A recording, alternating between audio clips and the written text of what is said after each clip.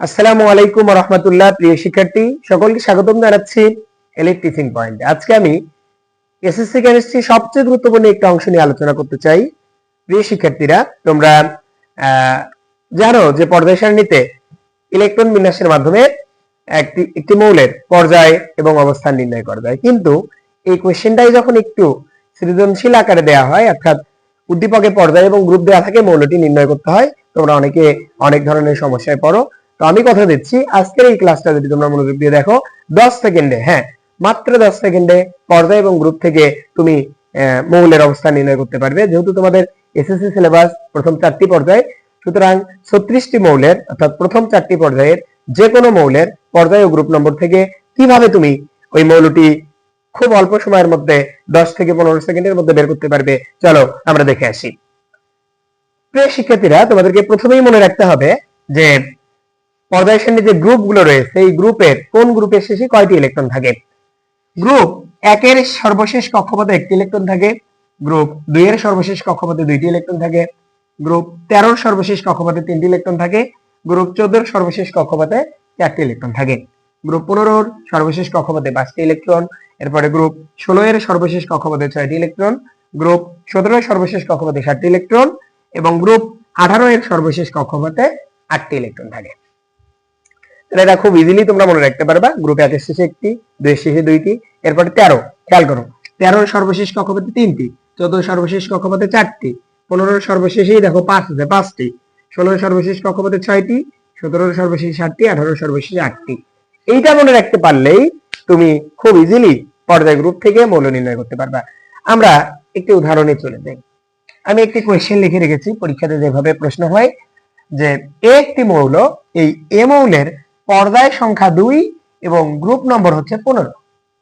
প্রিয় শিক্ষার্থীরা, তোমরা জানো যে কোন মৌলের পর্যায় নম্বর যত, এই পর্যায় নম্বর থেকে বোঝা যায় সেই মৌলের কক্ষপথ সংখ্যা কয়টি। একটি মৌলের পর্যায় যতটি তার কক্ষপথ ততটি। তাহলে যদি আমরা এ মৌলটি চিহ্নিত করি, এ মৌলটা কে, এ মৌলের পর্যায় 2, তাহলে আমরা 2টা কক্ষপথ চিন্তা করব। 2টা কক্ষপথ আমরা জানি যে কোন মৌলের ইলেকট্রন বিন্যাসের সর্বশেষ কক্ষপথে কয়টি ইলেকট্রন যায় সেটা গ্রুপ নম্বর থেকে আমরা এখান থেকে বসাবো, কিন্তু শুরুতে কয়টি যায়।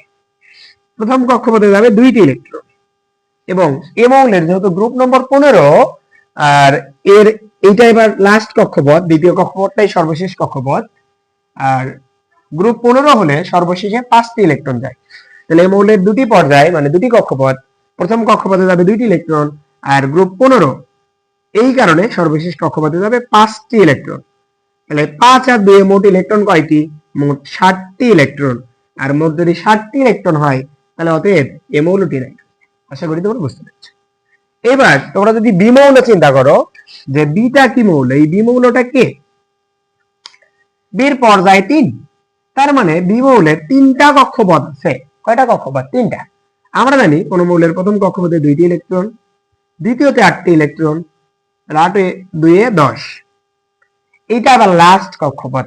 সর্ববহিষ্ঠ কক্ষপথে কয়টি ইলেকট্রন থাকে, বি মৌলের যেহেতু গ্রুপ 15 আর গ্রুপ 15 এর সর্বশেষ কক্ষপথে থাকে কয়টি ইলেকট্রন, গ্রুপ 15 এর সর্বশেষ কক্ষপথে 5টি ইলেকট্রন।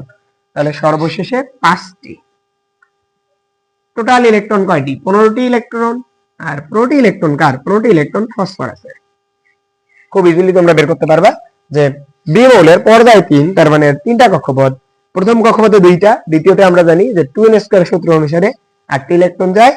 আর যেহেতু সর্বশেষ কক্ষপথ 15 নম্বর গ্রুপের মৌল এটা, আর 15 নম্বর গ্রুপ হলে শেষে 5টি ইলেকট্রন যাবে, এজন্য লাস্টে 5টা, মোট ইলেকট্রন 15, তার মানে বি মৌলটি ফসফরাস।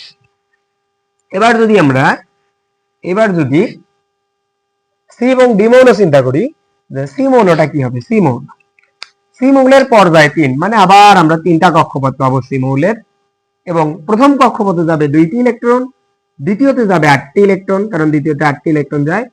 সি মৌলের গ্রুপ কত, গ্রুপ নাম্বার 17। সি মৌলের যদি গ্রুপ নাম্বার 17 হয়, 17 মানে সর্বশেষ কক্ষপথে 60টি ইলেকট্রন যাবে। তাহলে সি মৌলের সর্বশেষে ইলেকট্রন যাবে 60টি। টোটাল ইলেকট্রন কত, 17টি ইলেকট্রন। আর 17টি ইলেকট্রন মানে কি, ক্লোরিন। তাহলে প্রিয় শিক্ষার্থীরা, তোমরা চিন্তা করবা পর্যায় কত, একটা মৌলের পর্যায় যে কয়টি থাকবে তার কক্ষপথ কতটি। প্রথম কক্ষপথে 2টি যাবে, দ্বিতীয় কক্ষপথে 8টি, এবং সর্বশেষ কক্ষপথের ইলেকট্রন আমরা গ্রুপ নম্বর থেকে বসাবো যে কোন গ্রুপ হলে সর্বশেষে কয়টি ইলেকট্রন যায়। তোমরা এটা একটু মনে রাখবা। এবার আসো 4 নং পর্যায়ে, মোস্ট ইম্পর্টেন্ট যে লাইন, যে 4 নং পর্যায়ের মৌল, এই মৌলের ক্ষেত্রে গ্রুপ নম্বর বা সর্বশেষ কক্ষপথের ইলেকট্রনের সাথে 18 যোগ করলে মৌলটি পাওয়া যাবে। খেয়াল করো, আমরা যদি এবার ডি মৌল চিন্তা করি, ডি মৌলটি কয় নং পর্যায়ে? দেখো তো, ডি মৌলটি 4 নং পর্যায়ে।